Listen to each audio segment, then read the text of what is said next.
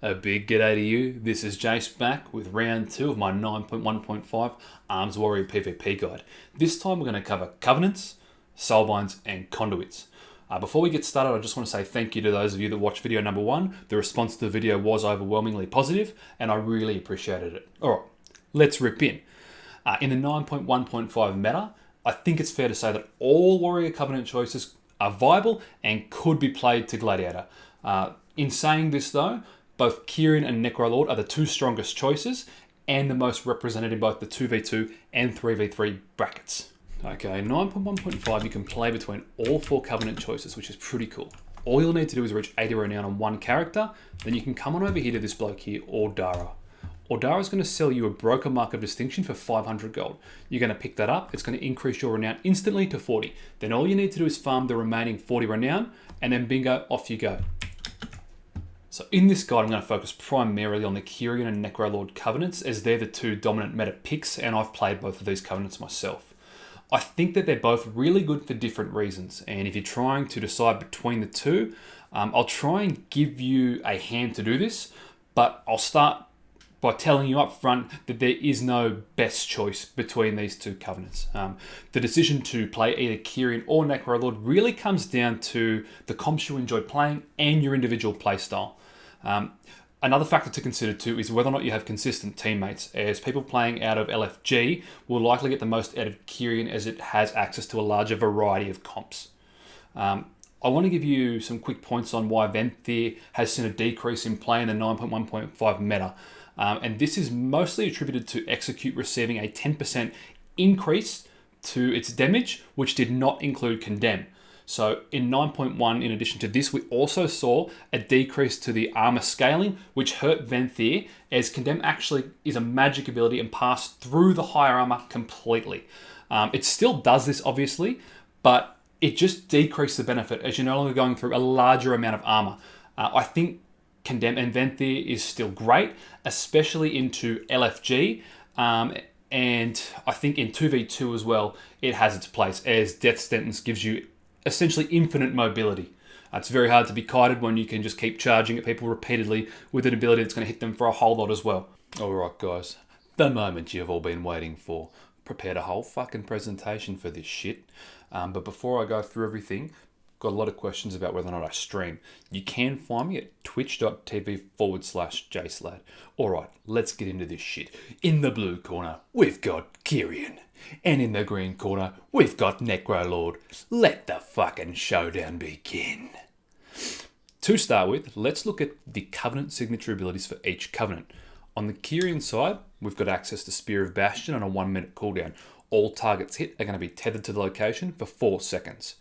In addition to that, you're going to get File of Serenity, which is going to restore 20% of health and remove all, diseases, poisons, curses, and bleed effects. On the Necrolord side, going to get access to Fleshcraft.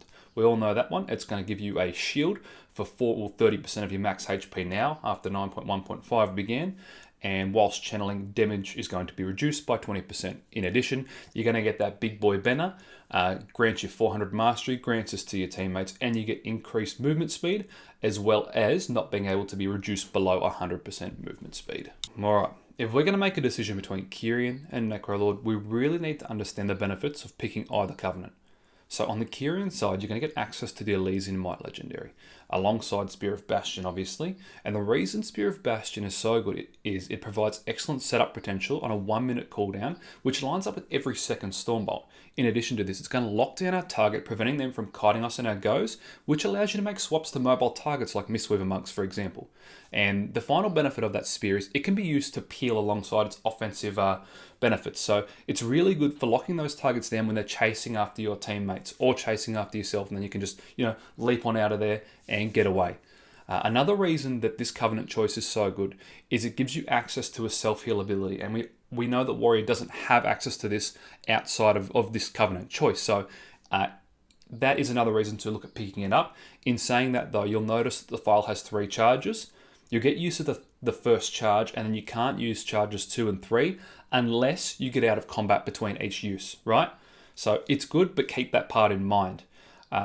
Another reason that Kyrian is good is it gives you access to multiple Soulbind choices, which are all viable. So Pelagos, Kleia, and Mikanikos can all be used. They're circumstantial. We're going to go through that later. And the last reason that I would be thinking of picking up Kyrian would be that you have access to a lot of different composition choices that you won't have access to if you select Necrolord. And we'll go through why that is later on. Righty, let's talk about why you might pick up Necrolord as opposed to Kyrian. Now, Necrolord is going to give us higher damage output and is going to increase the durability of the class. So, with the Enduring Blow Legendary, you're going to put out more damage over the course of the game. Mortal Strike's going to have a 25% chance to apply the effect of Colossal Smash to the target for 6 seconds. In addition to high consistent damage, Necrolord's going to give us high burst damage. So it's going to give us access to that Conqueror's Banner, as we know, but with that, we're going to stack these different damage modifiers to, fucking 1-2 knockout. It's that big one-shot. These damage modifiers and this ability are the reason you're seeing those big Mortal Strikes and big chunky executes on people's Twitches, on people's YouTubes, That's the reason we're getting these big numbers. In addition to Necrolord making us fucking damage-dealing mavericks, it's also going to increase the durability of our class, making us big chonky boys. The reason it does this is you get access to Fleshcraft on a 2-minute cooldown and access to the Plague Deviser Marileth Soulbind tree. And it's the only one tree you'll ever need if you're a Necrolord, which is, I guess, a benefit. The reason Plague Deviser Marileth is so good is he has some really cool defensive options alongside offensive options concurrently. So you get the best of both worlds all at once. The reason I think Necrolord is good too in terms of composition selection is it's really good and really has a lot of synergy with these melee cleaves. So Ret Warrior is one of the most popular compositions in the meta at the moment. Necrolord's fantastic for that because Ret picks up their main stat as Mastery. So 400 Mastery to a Ret is a lot, and that's the reason the Ret Warrior combination one-shots people. It also works particularly well with Windwalkers and with Turbo Cleave as well, so Warrior, Enhanced Shaman. As the damage effects you get from Conqueror's Banner and the movement mobility effects, they're shared with your teammates as well. So you can really stack up your damage modifiers alongside your teammates' damage modifiers to fucking delink people. And I think that is the main benefit of Necrolord. Alright, to sum that up, Kyrian is all about getting lockdown, setup and control, and it's also about situational versatility and best for those wanting to play a variety of compositions. Whilst contrastingly, Necrolord is about being a fucking machine that pumps damage and is durable whilst doing so. It's for those wanting to play the big one-shot melee cleaves. The remainder of the video, we're going to go through the Soulbinds and Conduits to really help you get the most out of the decision you make between the two covenants. Right, if you liked the sound of Necrolord and you want to get out there and start fucking one-shotting people, you're going to pick up Plague Deviser Marileth and fucking send it. He's going to be the only Soulbind choice you're going to need as Necrolord. And like I said, he's going to give you a good balance between offensive and defensive options. Defensively, he's going to increase your durability by giving you access to Ooze's Frictionless Coating and Ultimate Form. So when you reduce below 50% HP, you're going to get a shield for 15% of your max HP for 10 seconds. And this can occur every 30 seconds. It isn't, I guess, game changing, but it does increase, like I said, that inherent durability. Additionally, you're going to get access to Ultimate Form. So when you're channeling your Fleshcraft, you're going to be immune to CC for 3 seconds. And if you get that whole channel off, you're going to be immune to CC for another 3 seconds. You're also going to be healed for 2% of your max HP during that channel and following that channel for 3 seconds. On the other hand, offensively, you're going to get access to Big Kev. When you throw down that big boy banner, Kev's going to spawn and he's going to essentially increase the damage you deal against your current target by 6%. So not a large amount, but it definitely contributes to those damage modifiers. I had him in that little list back there earlier in the video. In addition to this, you're going to get access to 3 different potency conduits. And that's the reason that this is balanced between offensive and defensive options. So you're going to be able to use Veteran's Dispute, Mortal Combo, and Crash the Ramparts all together. All the other Soulbind decisions on this tree don't particularly matter too much. Righto, if you're like me and you don't particularly like playing melee cleaves, and you did like the sound of Kyrian, your decision between the 3 Soulbind trees is a little bit more complicated than it was for Necrolord players. I'm going to explain to you why each of these 3 choices is good and help you understand how to choose between the 3 of them based on the composition you're versing. Pelagos, which is who we'll start with, is your damage tree. He's also going to be your answer to most double wizard combinations. The reason Pelagos is good, we'll go through the Soulbind by Soulbind. The first thing you'll get is combat meditation. So essentially when you activate Spear of Bastion, you'll get increased mastery for 10 seconds. So you'll also notice little blue orbs will spawn around the map. If you pick those up, it's going to extend the duration of the mastery buff by 3 seconds. Just so you're aware, I don't go out of my way to pick up those blue orbs. They're good, but they're not game-changing enough for me to compromise my position. Next choice is going to be File of Patience. I'll only pick this up if I'm certain that I'm going to be the target against a double wizard cleave. The reason you want to pick this up is it increases the amount you're healed for by 35%, though the drawback is it's now going to be applied over 10 seconds instead of being an instant heal. It's okay, but you'll likely be picking up the extra potency socket over the other side against most matchups. Third tier, Let Go of the Past. So Let Go of the Past is pretty good. Basically gives you 3% decreased magic damage taken.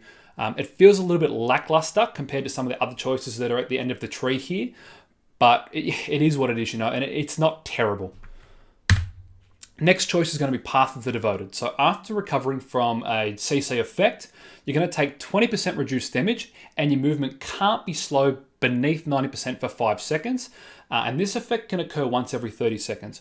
This is the main reason I like Pelagos into most double wizard matchups. You're obviously going to be CC'd a lot. Let's say you're versing Mage Lock. You're going to be CC'd a lot of the game. Coming out of those effects, taking that reduced damage and being able to move more freely around the map is a very helpful factor to take into consideration. The final Soulbind on Pelagos' tree is Newfound Resolve. It's going to essentially give you the chance to jizz out a little blue ghost who's going to spawn randomly on the map somewhere. You're going to look around for your pile of jizz and stare it square in the eyes. If you find him, you're going to get increased stamina and main stats, so for warrior strength for 15 seconds. So this is really good. It's a bit of a clunky mechanic though. I highly recommend if you're playing Pelagos to pick up a weak aura that helps you with the Newfound Resolve ability. Essentially find something that'll show you when it's spawned and something to show when you've picked it up so you know you've got that increased effect. Essentially all you need to do though is find your blue pile of ghost jizz and look it in the eyes and you've got the buff. Off you go, you're ready to go. The reason Pelagos is good into these wizard matchups is these 3 abilities here. So like I said, Path of the Devoted is particularly good. Let Go of the Past is somewhat helpful, isn't particularly strong, but obviously contributes to the anti-wizardness, and also that file increase is decent too. So this is your answer to saying no to wizards, fuck off Fenrici, Sorry, I was looking for my blue ghost jizz. Could have used that increased stamina there. Kleia looking fine, girl. Anyway, Kleia is probably going to be the most niche pick. So Kleia's kind of good for 2 clusters of reasons. Let's go over those 2 now. So first one is these 2 abilities here. So Ascendant File and Hope Eternal Springs, which are essentially going to buff your File of Serenity. So your file's on a 3-minute cooldown, going to heal you for 20% of your max HP and remove all diseases, curses, bleeds, etc, etc. Now, Ascendant File and Hope Eternal Springs are fantastic because essentially Ascendant File is going to render you immune to curse, disease, poison and bleed effects for 8 seconds, whilst Hope Eternal Springs is going to reduce damage taken by 20% for 8 seconds and grant all of the effects we've just discussed to your lowest health ally. Alrighty, why this is actually good. It's very good into Assassination Rogues and Feral Druids. It can shut down their burst, so essentially Assassination Rogues utilise poison to do their damage, whilst Ferals utilise bleeds. So a good time to use this file against both of these classes would be when your healer is CC'd and does not have Trinket. I make my healer aware of this ability and I let them call it if they choose to do so, but essentially this is good because it offers an answer to the win condition of Assassination Rogues and Feral Druids. Righto, the second cluster of reasons that Kleia is good is she increases your critical strike rating, which is currently your main stat as a warrior. So essentially, when you crit, you get a stack of Valiant Strike stacking up to 20. When a nearby party member drops below 50%, this is going to heal them for 1% of their HP per stack. In addition to this, the final talent, Light the Path, which is right down here at the bottom, is going to grant you 0.25% crit per stack, and when Valiant Strikes heals an ally, you're going to gain 5% increased crit for 15 seconds. So not too bad. You'll also get Pointed Courage, which is here on the tree. So Pointed Courage is going to increase your critical strike rating by 2% for each nearby ally and enemy, up to 6%. So essentially the reason Kleia is good with respect to critical strike rating is there's a capacity for her to grant you 11% increased crit alongside the defensive benefits of the file effects. The only drawback with Kleia essentially going to be forced into 3 endurance conduits. So 1, 2, and 3, and you're only going to have access to 1 potency conduit. That's not a horrible thing. It just makes Kleia a very niche pick into, like I said, assassination rogues and feral druids, okay? Alrighty then. Saying no to double melee with Big Mick, the aesthetic owl of the Kyrian peoples. He's going to be your answer to double melee or melee cleaves, and as 9.1.5's meta is full of melee cleaves, he's going to be your go-to boy a lot of the time. We'll explain why he's good. We'll go through again Soulbind by Soulbind. First Soulbind, Bronze Call to Action. So after 75 damaging abilities, you're going to summon a giant fuck-off robot who's going to knock your enemies back and attack the baddies for 30 seconds. So the knockback can save a life. I've been saved by this a few times here and there. Obviously, though, this is not a reliable save. Tier 2, Forge Light Filter. So when reduced below 35%, the file is going to automatically consume a charge. And this can work particularly well whilst you're stunned and helps when you're being targeted. It's very good into RMP, for example, where you're stun locked down and you've got no trinket. It can trigger this effect during that period of time. Row 3. Now, this is going to be the best ability that Mickey offers you. When you reduce below 30% health, all enemies surrounding you are going to be stunned for 3 seconds. And this is crazy strong. The reason this is good against melee cleaves is pretty obvious. If you're the target, they're bursting you down, you hit 30%, it stuns everyone around you. Another thing to think about this is it's particularly good against enemy warriors because it stops them from getting off those executes the moment you enter execute range. So it'll stun them, gives your healer an opportunity to catch back up.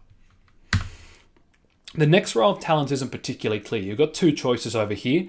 You've got Soul Glow Spectrometer, which is going to increase your damage against a target by 1% every 3 seconds for 15 seconds. This will essentially max out at 4% damage as it's going to reset at 15 seconds and then start reaccumulating after that. It can be swapped out for the alternate, which is Reactive Retrofitting, though you'll lose Brutal Vitality. I think it's really a matter of choice preference with these two.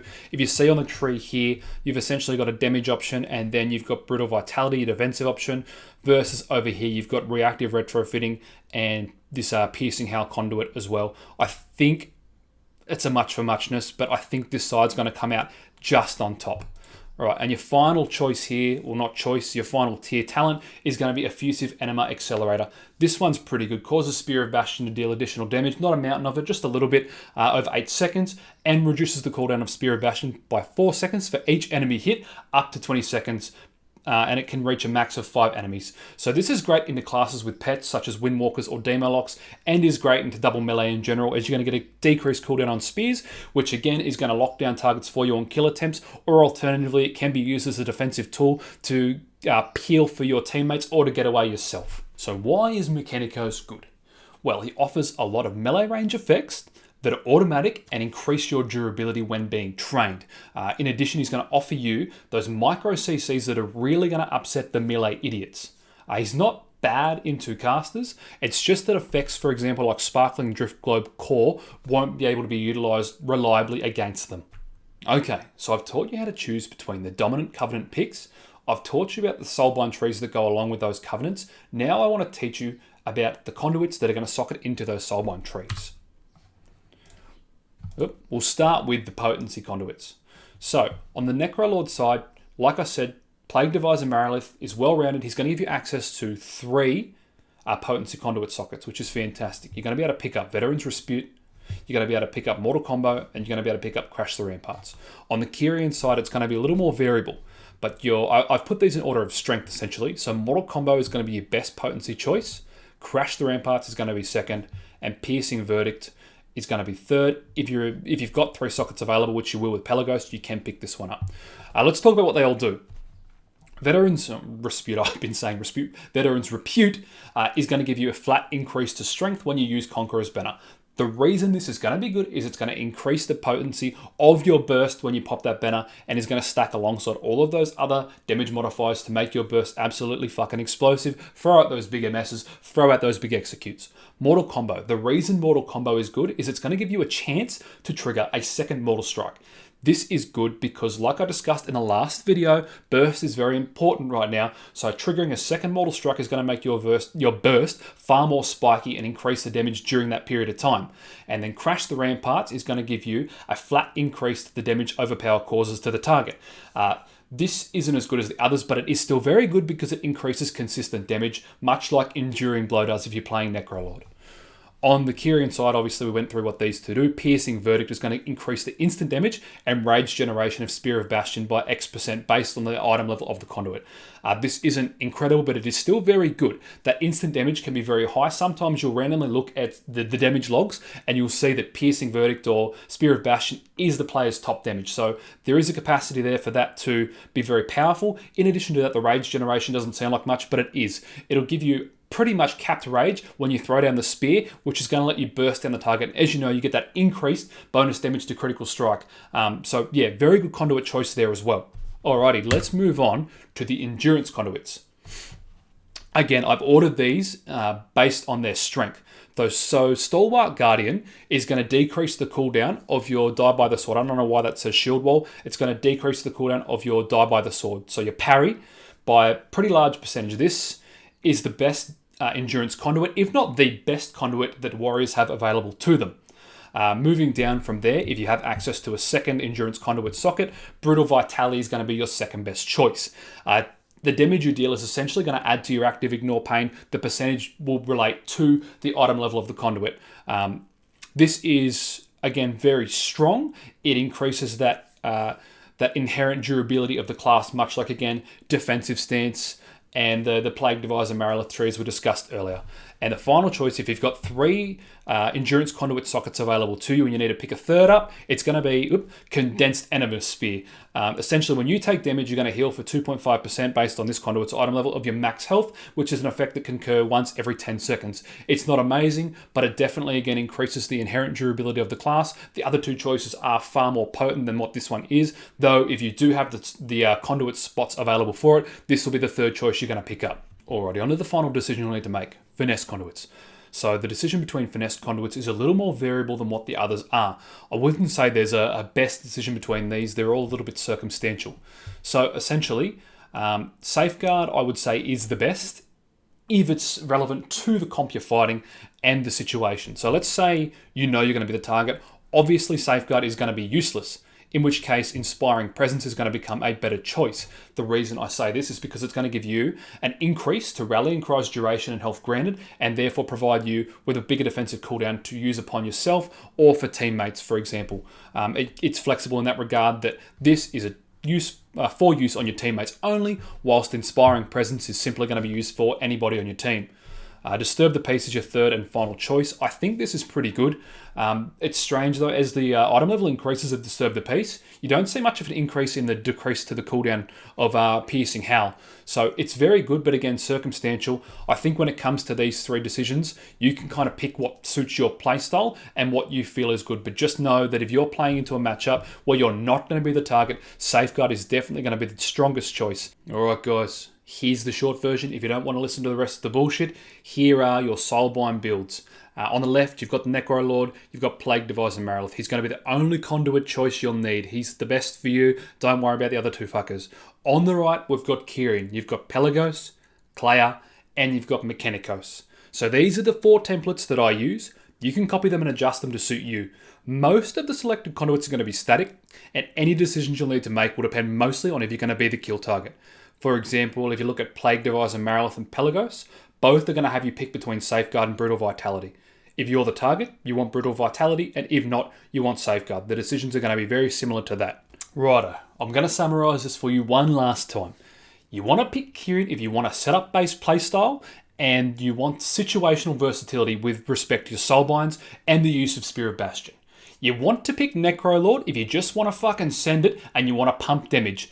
You also get the benefit of being able to throw out those one-shots along the way. So the decision comes down to those factors. Pick between Necrolord and Kyrian. Alright guys, that's it from me in relation to Covenants, Soulbinds and Conduits. I hope you liked the video and I hope it helps. I hope it helps those trying to pick between Kyrian and Necrolord. It can be a hard decision. I personally like Kyrian better as the playstyle suits me. As you can see that my ult is Necrolord. It is a little bit of fun. If you did like the video, please like, comment and subscribe. Also head over to twitch.tv/Jacelad if you're looking for some more gameplay. Next time I'm going to be looking at gear, stats, and legendaries. Thanks guys, see you in the next video. Peace.